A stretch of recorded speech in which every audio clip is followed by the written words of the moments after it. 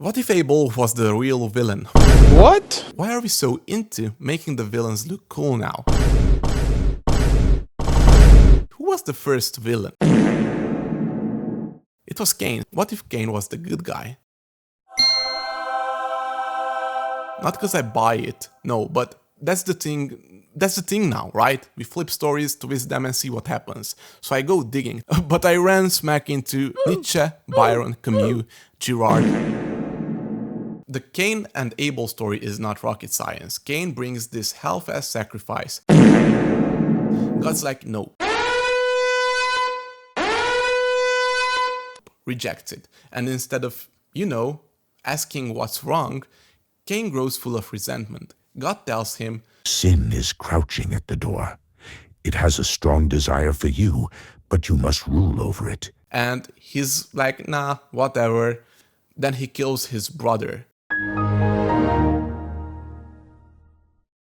That's the whole deal. Because under all that old story stuff, there's something way bigger going on. A total shift on what good even means. There's a war of meanings, like a total flip of what we used to call good.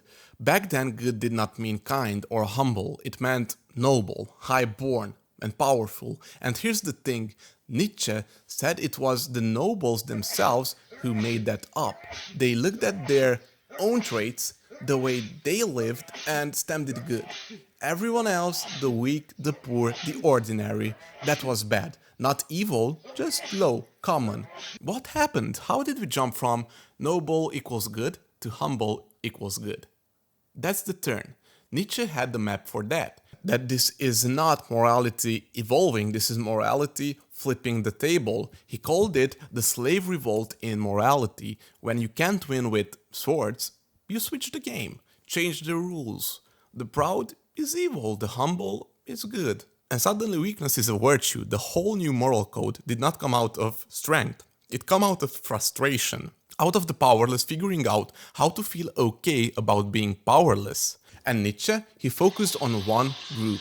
Not as some cheap insult, not as racism, but like a cold philosophical take. He's looking at the ancient Jews, a priestly class, no armies, no political muscle. They were locked out of the usual power game, and instead of swords, they rewired morality from the ground up.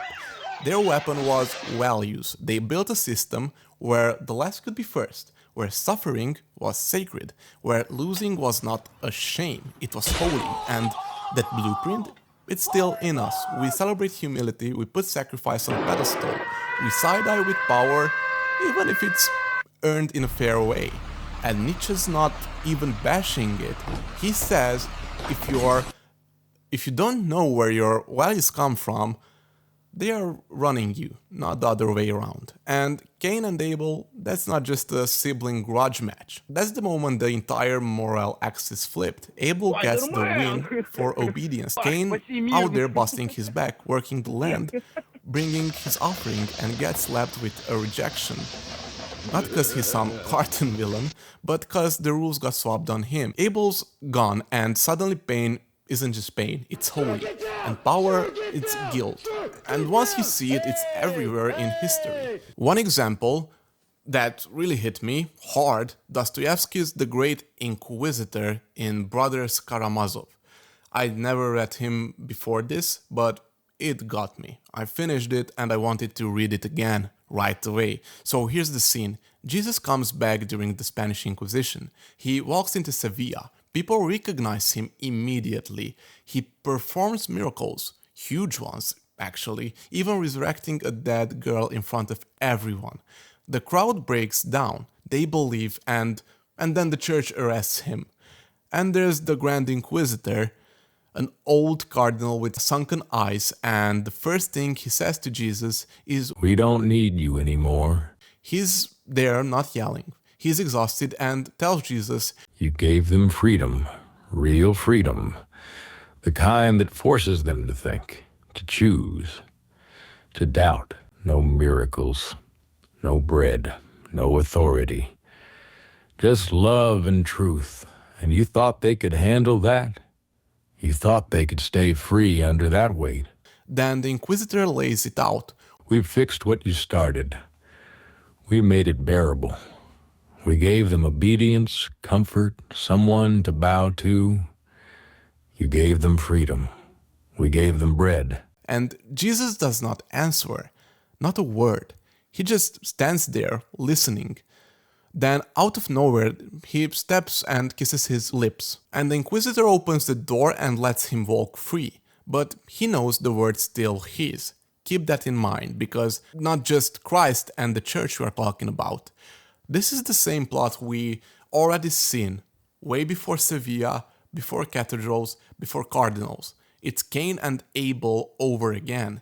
Two offerings, two reactions, one tragic pattern that keeps looping through history. And once you notice it, it's stuck in your mind.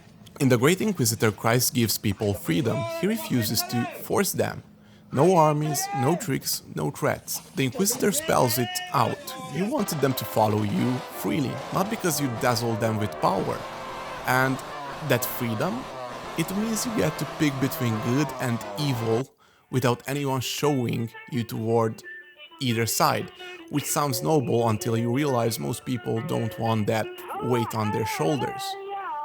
And here's the twist. Cain and the Inquisitor, same archetype. They want control, order, recognition, but not the price tag that comes with truth. Truth gets too heavy, so they flip it upside down, just to keep breathing.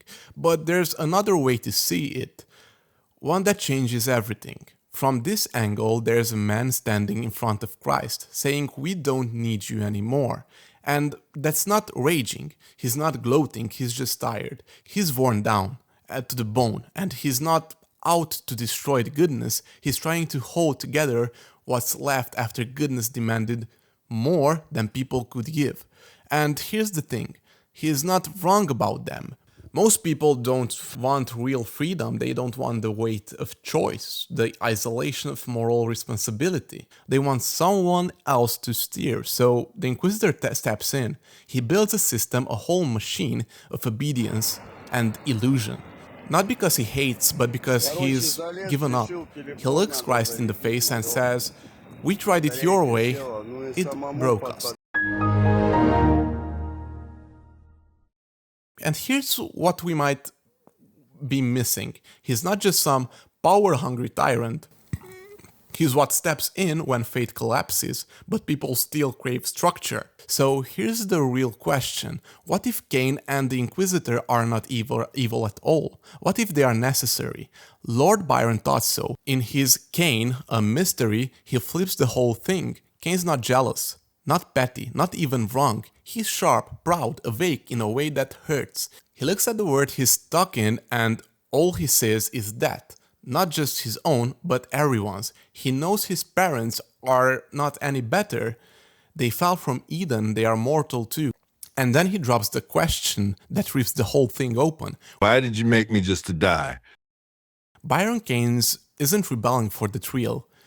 He's not out to smash everything, he's digging for answers, not because he hates this word, but because he sees it for what it is. He becomes the first real rebel, not chasing power, but meaning.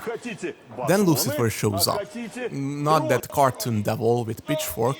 Byron's Lucifer does not lure you into sin, he lures you into knowing. He takes Cain through the machinery of the cosmos, shows him the cold, blind logic of the universe that doesn't care if you live or die, and Cain starts to see maybe God's not cruel, but he's not exactly a comfort either. So when Cain kills Abel, it's not a burst of rage, it's the collapse of someone who's seen too much exhaustion. It's tragic, and that's the thread. Cain, the Inquisitor, they are not monsters, they are the aftermath. They appear when the gap between what we are given and what we can handle rips too far open. Cain tries to answer that silence, the Inquisitor tries to seal it off, and maybe that's why their stories never die. And there's this one question that's stuck in my head, simple, but it wouldn't let go. Why do we always blame Cain? What if he wasn't a monster at all but a mechanism? René Girard said, "Human violence isn't random, it's contagious. We copy each other's wants, fight for the same prize, and eventually smash into each other." He called it mimetic rivalry. And when the pressure gets too high, society does something on instinct. It picks a scapegoat. One person to soak up all the chaos. They take the blame, get destroyed, and are remembered not as a victim, but as the reason for everything bad. It calms the storm, but the truth gets buried with them. Now put Caine in that frame. He's not just swinging out of petty jealousy. There's something deeper, already cracked, running through the whole system. God picks Abel, and right there the split happens. One gets lifted up, the other one gets pushed out. Abel turns into the sacred one, Caine turns into the dangerous one, because of the contrast. He's not born evil, he becomes the threat once he's marked as the outsider. And when he kills, it's not just some random outburst, it's ritual. His exile isn't justice, it's cleansing. His curse isn't a verdict. Girard's take is ugly. Caine's crime did not start with Caine, it started with us. With the rivalry, the favoritism, the crushing weight of no one could carry alone. We buried all that in the myth. And the myth has to make Caine guilty, because if he's not, then we have to stare straight at what we did to him. In this light, Jose Samarago's Caine isn't rewritten, it's a recovery mission, digging past the symbol to drag out the man. Caine becomes the witness. He moves through sacred history with his eyes wide open, watching, asking, remembering. Because maybe the real scandal isn't that Caine killed Abel, maybe it's that we decided that killing fixed something. We like to think we judge these stories with cold reason, that we see what happened, weigh it, and only then decide.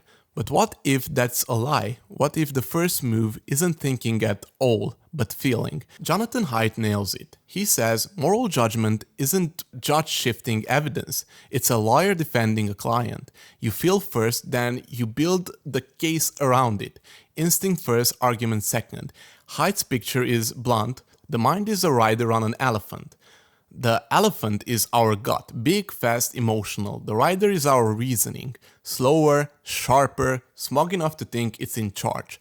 But it's not. The elephant moves first, the rider just narrates the trip. Now stick that on Caine and Abel. Abel feels right, he's quiet, he's chosen. He dies, no speeches, no arguments, no fight. Our gut tags him as the victim. Victims feel innocent. Caine feels wrong. He talks, he's angry, he moves, he kills, and he lives. He doesn't play by the script we expect. That alone makes us label him as the villain. But go back to what was actually written. Abel is never called good, Caine's gift is never trashed, God takes one offering and not the other. And never says why, no explanation, just a gap, and we can't stand gaps. So we jam them full, not with logic but with instinct. It's the same thing Haidt shows in his thought experiments, like the one where a guy buys a frozen chicken, has sex with it, cooks it, eats it. No one's hurt. Is it wrong? Most people say yes. The gut hit comes first, the reasoning drags behind. Caine sets off the same reflex. You don't get him, he makes you uneasy, so you throw him in the guilt pile. Not because you've got the full story, but because he does not fit the picture you want. He's not acting like someone you ready to pity, so you don't. Now drop Girard's scapegoat lens over that. Caine's a double casualty, first from gut silence, then from human instinct. He's marked twice, once by heaven, once by us. Not for being evil, but for making us feel something we did not want to feel. And that alone was enough. So maybe the sharper question is, what if Caine's not the villain at all? Not evil, just human, the first to be crushed under the weight no one could carry, the first to ask the question no one wanted spoken out loud, and maybe that question never left. Maybe every time we call someone a monster, you are trying to put the lid back on. Caine, the Inquisitor, the scapegoat, the rebel. They are not identical, but they rhyme. They show up when freedom's price tag is too high. We call them dangerous. Maybe they are just ones who refuse to look away. This story is not about killing, it's about the aftermath. Who we point at, why we need someone to point at. If that leaves you uneasy, good. It should. So the reading material that I used to prepare for this research, this video essay, is all in the description. I highly recommend you to read it, it's so interesting.